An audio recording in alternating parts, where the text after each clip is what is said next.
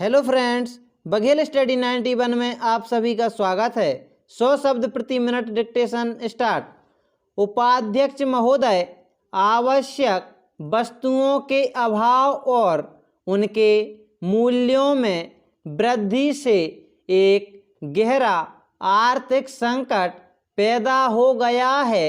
सरकार ने गेहूं के थोक व्यापार को अपने हाथ में लेते समय यह दावा किया था कि गेहूं के मूल्यों में कमी होगी और सभी वर्गों के लोगों को गेहूं समय पर मिलता रहेगा।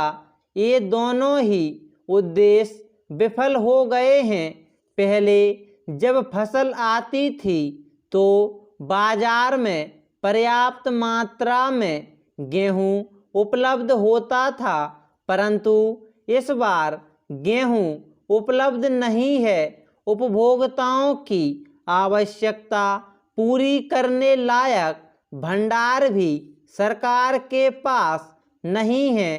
पेरा, यह आरोप नितांत निराधार है कि भारत का किसान राजनीतिक दल के भड़काने के कारण अपना गेहूं सरकारी केंद्रों में नहीं ला रहा है। किसान समझदार है, वह अपने हानि लाभ को पहचानता है। जब चना, जौ और सरसों बेचकर उसे कुछ रकम मिल जाती है तो वह गेहूं को कुछ समय तक रोकने का प्रयत्न करता है। सरकार को गेहूं के दाम बढ़ाने चाहिए ताकि किसान अपना गेहूं जल्दी से जल्दी सरकार को बेच दे। किसान को थोड़ा सा अधिक मूल्य देने में सरकार को संकोच नहीं करना चाहिए।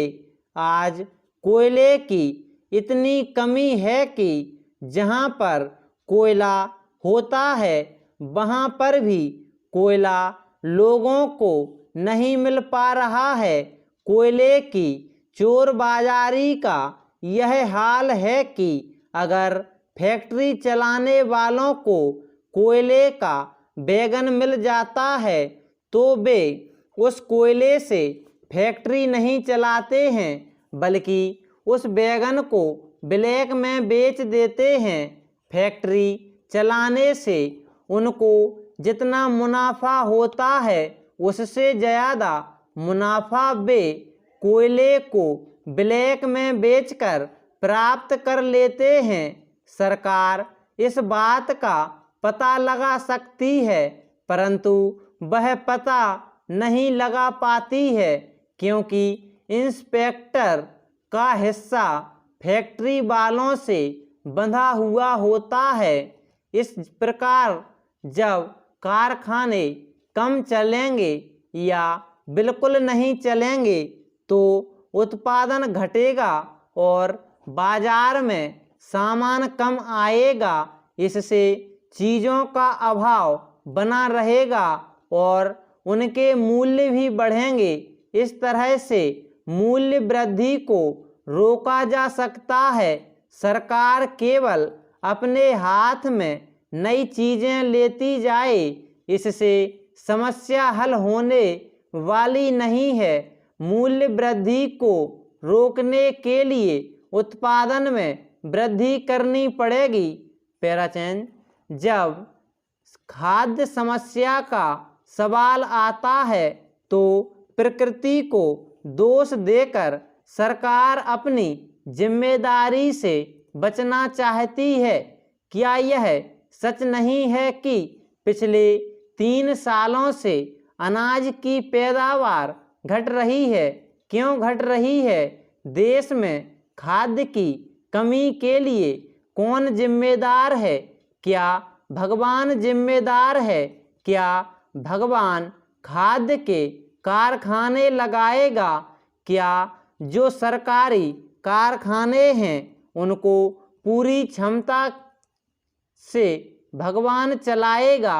भगवान के दर्शन तो हम इस सदन में नहीं कर सकते हैं। सरकार कहती है कि वर्षा कम होने के कारण बिजली कम पैदा हुई। मैं इस बात को नहीं मानता। कोयले से बिजली पैदा करने के लक्ष्य पूरे नहीं किए जा सके। अणु बिजली पैदा करने के जो लक्ष्य निर्धारित किए गए थे वे आज तक पूरे नहीं हुए। Full stop.